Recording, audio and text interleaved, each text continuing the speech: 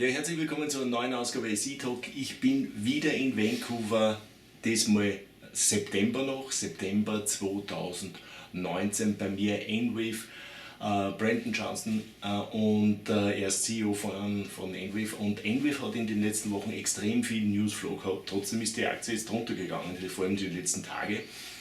Und nachdem wir das letzte Mal kein Interview machen haben können, weil die Firma nämlich aus Vancouver rausgegangen ist, sie sind jetzt in einem Vorort von Vancouver und das ist mir einfach zu weit zum Fahren, weil dann zerstört man den ganzen Terminplan, das funktioniert so nicht. Und einen Konflikt of Interest habe ich auch noch. Ich bin Aktionär des Unternehmens und wer weiß, vielleicht schocke ich sogar meine Aktien auf und das mit einem Kursverlust so weitergeht. Brandon, thank you to your time. I said in my German introduction, first I have a conflict of interest. I'm a shareholder. Second, I told in my interview or my intro that you're coming up with unbelievable news flow the last few weeks. So really good press releases, new contracts, and so on. And then I look at the share price this morning and I see that it's going down dramatically. Is it that the relation to the cannabis sector is also a little bit going down the last few weeks, or is there other reason? I think that's partially to do with the depreciation in stock price, in that many investors have been looking at our stock as a pseudo-cannabis stock, even though it being a pick and shovel rather than directly handling the plant. But I think that's incorrect. You know, our company is so much more than our involvement in the cannabis industry. Right? Our subsidiary NutraDried Food Company, which sells the Moon Cheese product throughout North America, is doing phenomenally well. This quarter was very good for us, and we anticipate that the next 2 years should be much better than what we've shown so far.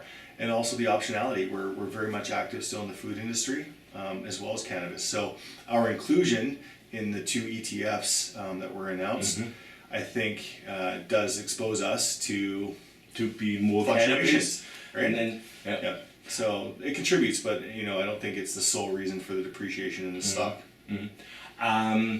When you come to the revenue, and you increase your revenue dramatically over the last 2-3 years, how big is the cannabis portion there?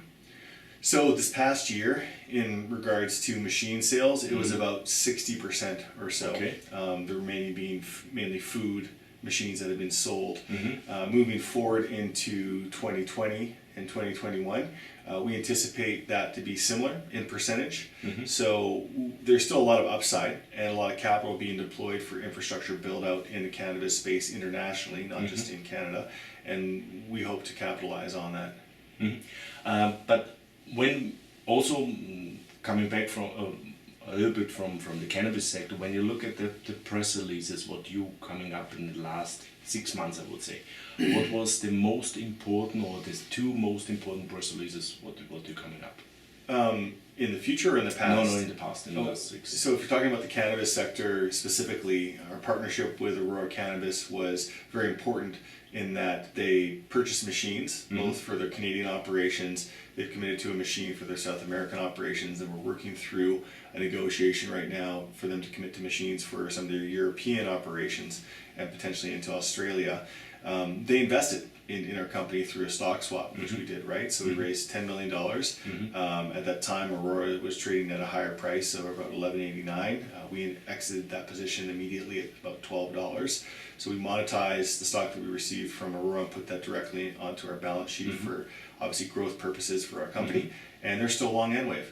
So that was very important because it showed the market that Aurora was very much confident in the value that our radiant energy vacuum technology can bring in that space. And outside of the cannabis sector, what was still the most or biggest development? I can't say that there was one specifically that stood out. I would say it's a culmination of a number of new relationships, new commercial licenses that were negotiated and confirmed, which primarily, when that takes place, a company will adopt one of our smaller scale machines and then prove out the commerciality of their product application and hopefully scale up. So we did that several times over the past 6 months, and we're anticipating actually several more before calendar year end. Wow. Coming to revenue, You have a really good revenue growth in the last 2-3 years. So what we expect in the future? What can we expect for the future? Well, I think we should expect a very strong Q4. We've disclosed through our past management discussion and analysis for Q3 that we had the opportunity to participate in Costco Most Valuable Member Program through NutraDried. We also announced several purchase orders during that time period and recognized some of the revenue tied to those larger scale orders that were ordered from the Green Organic Dutchman, Aurora, Milne, etc. What does this mean when you double the revenue for the bottom down, the earnings? So that's a great question. So there's twofold, right? There's two separate businesses that we're running, the snack business and the machine sales business. So the machine sales margin profile should improve through 2020, 2021 as more of those large machines are deployed and we start to generate higher levels of royalty, because royalty is basically pure margin, right? Mind you, the machine sales themselves are rather thin margin. So as that mix starts to change and evolve, we should see better profile. For NutraDried, 2020 is going to be an investment year. So we enjoyed very healthy margins through 18, 19. That profile in 2020 should compress slightly. And the reason is more investment in slotting for shelf space in some of the larger retail grocery operations, higher investment in marketing and sales internally. But that investment in mind is to allow for growth in margin through 21, 22, 23 and beyond, because we'll have set the foundation for exponential growth in sales. So that's a good explanation. So we have this pure factory business, and when you build these machines and sold it to your clients, and you say then you have a revenue margin business on it, so that you get revenue stream from them, royalty stream.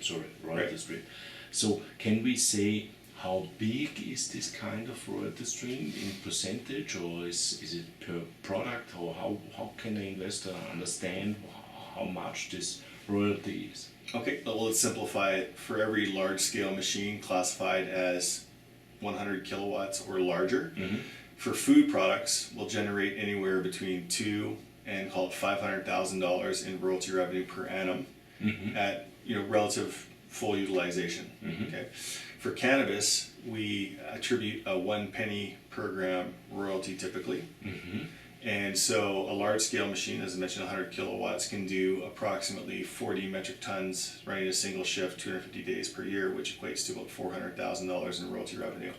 So if the user of the equipment runs it 2 shifts or 3 shifts, it's a simple multiple in terms of royalty potential.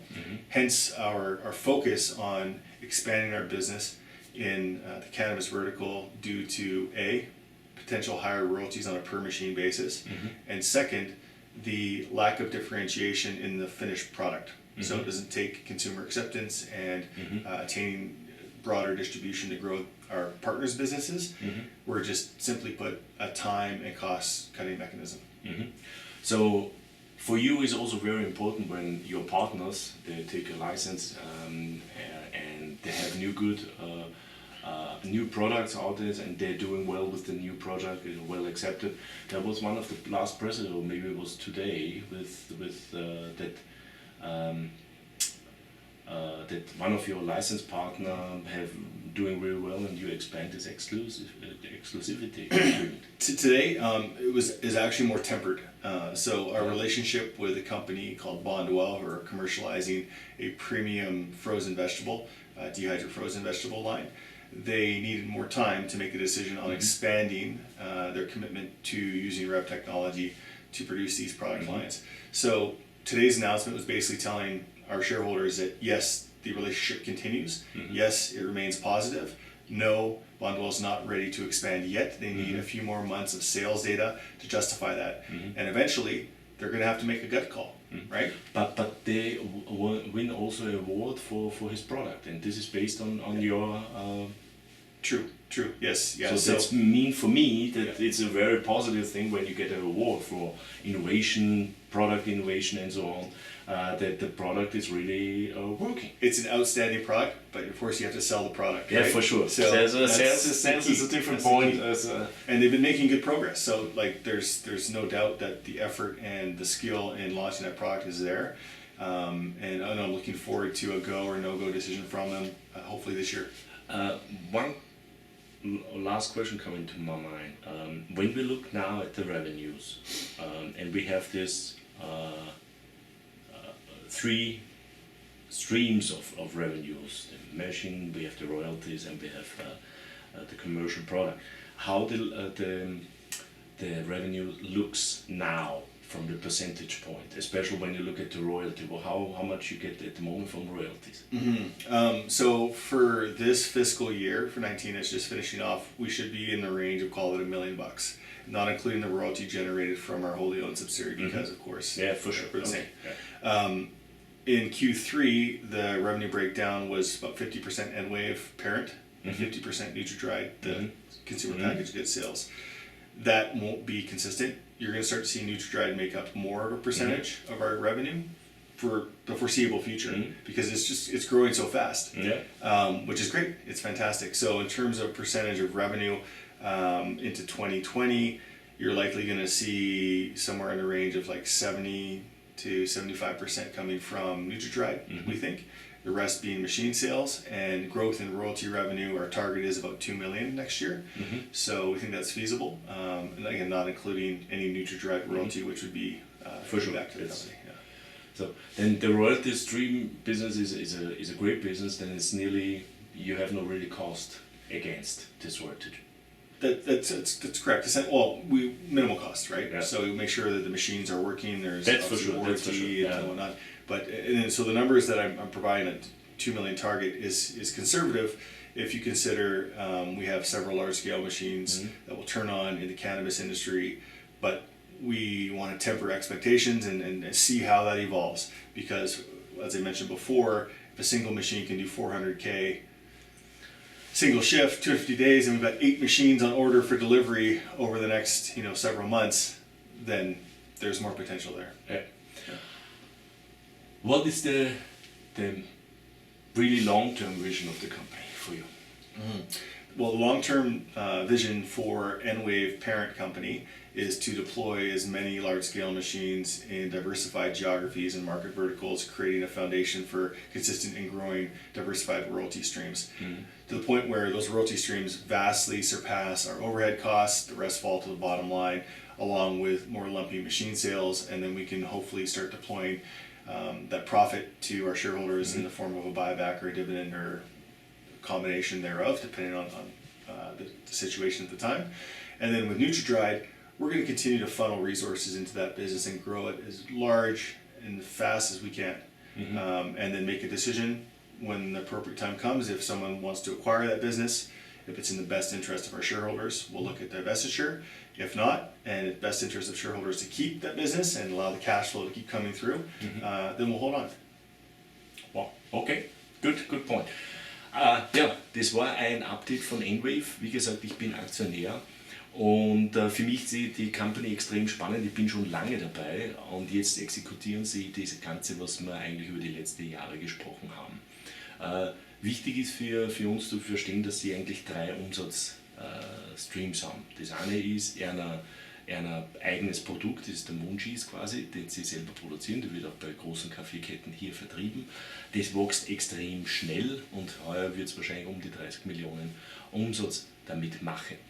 Das zweite Business ist das Maschinenbusiness, sozusagen ihre Technologie, also diese Trocknungstechnologie, wo auch der Munchies drauf basiert, sozusagen, dass die quasi an weitere andere Firmen verkauft werden. Und das funktioniert insofern so, dass sie machen Partnerschaften mit Unternehmen, diese bringen dann Produkte rauf, testen die, wie die Marktakzeptanz ist, und dann kaufen sie hoffentlich größere Produkte, und das bringt uns zum dritten Business, und das ist das Royalty-Business. Und das Royalty-Business ist natürlich das extrem spannende Business, weil dort quasi ja kaum Kosten dagegen zu rechnen berechnet sind. Das ist wirklich ein hochmargiges Business, weil dort natürlich die Umsätze reinkommen. Funktioniert natürlich nur dann, wenn man natürlich viele Maschinen verkauft. So, im letzten Jahr ist dann sehr stark das Cannabis auch dazugekommen. Das heißt, diese Trocknungstechnologie kann man für Cannabis verwenden. Das ist viel schneller, viel effizienter, viel kostengünstiger und. Und das heute, was Sie da kriegen, ist 1 Cent pro. You get 1 cent per Kilo or per Gramm. Per Gramm. Per Gramm. Dried. Dried, okay. Sie kriegen 1 Cent pro Gramm getrocknetes Cannabis. Und dort haben Sie sehr große Kontrakte auch schon laufen, ja, ein paar Namen genannt. Und das hat auch dazu geführt, dass sie in 2 Indizes aufgenommen worden sind, Cannabis-Indizes. Und das könnte auch jetzt der Grund sein, warum der Aktienkurs jetzt in den letzten Tagen so unter Druck gekommen ist. Die Aktie war immer so um die 2,20, 2,50 und jetzt sind wir unter 2. Vorher habe ich noch schon 1,92 oder sowas. Und das könnte der Grund sein, weil die anderen Cannabis-Werte auch noch unter ist und sie sind in die Indizes drin und jetzt glaubt jeder, dieser Cannabis-Wert und wir sind nach unten gedruckt. Dabei, wenn man sich das anschaut, vom Umsatz her, dann macht eigentlich ein normales Business viel, viel mehr aus als das Cannabis-Business. Trotzdem ist ein extrem spannendes Sektor, er hat es auch selber gesagt. Pro Schicht können Sie, wenn die große Maschine voll durchläuft, ungefähr $400.000 an Revenues, also an Royalties generieren. Plus, wenn man natürlich dieser zweite oder dritte Schicht ist, umso mehr. Wenn Sie haben, glaube ich, 6 oder 7 Orders jetzt herinnen für diese Cannabis-Maschinen, das heißt, wenn drin nächstes Jahr der Rollout ist, dementsprechend oder die in Produktion sind und die ihr Produkt auch verkaufen können, ist dieser unglaublicher Umsatz. Für mich war es auch noch spannend zu sagen, was ist die langfristige Version davon. Er sagt, also wenn man jetzt die Muttergesellschaft anschaut, er hat das schon richtig separiert als Muttergesellschaft und das andere ist die Tochtergesellschaft, die die Produkte herstellt, dann ist das Ziel einfach so viel wie möglich Maschinen draußen zu haben, damit man euer Stream dementsprechend reinkriegt. Und wenn, also beim ihren eigenen Produkt, wollen sie das so schnell wie möglich wachsen lassen, damit man in eine Größenordnung reinkommt und dann bis zu einem Punkt, wo dann die Entscheidung kommt, ja entweder wir lassen es drinnen und weil das Beste halt für einen Aktionär ist, oder es kommt einer und will sie verkaufen. Also kaufen, dann überlegen sie auch, diesen Bereich zu verkaufen.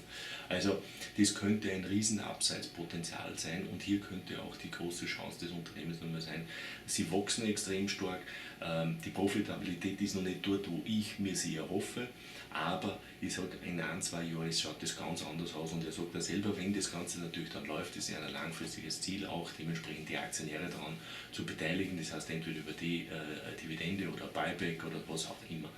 Das ist extrem interessant. Der Rest haben wir quasi überlegt, was ist so die Margen dran, wie ist die Umsatzverteilung und so weiter. Aber für mich ist das jetzt echt ein interessantes Thema. Kommt die Aktie noch weiter retour, kriege ich vielleicht doch noch eine Chance, dass ich nochmal die Aktie zukaufe, denn ich finde, dass die Company halt wirklich eine Substanz hat, dass die Company wirklich was ordentlich auf die Beine gestellt hat und dass die dort ein Riesenpotenzial hat. Nicht vergessen, ich bin Aktionär des Unternehmens, habe damit einen Conflict of Interest. Ja, das war's. Vom September, 30. September genauso gesagt, 2019, EnWave. Tschüss und Baba. Thank you. Welcome.